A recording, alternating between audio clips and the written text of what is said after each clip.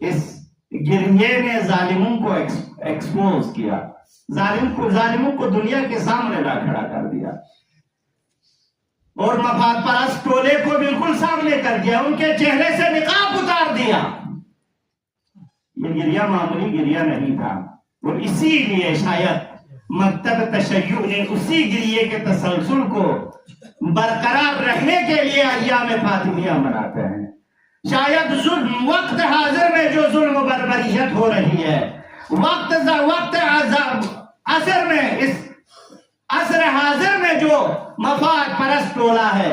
عصر حاضر کے جو ظالمین ہیں، جابرین ہیں، ستمگر ہیں،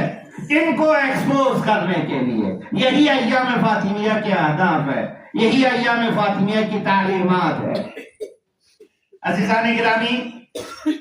ظلم بربریت جہاں پر بھی ہو، جس شکل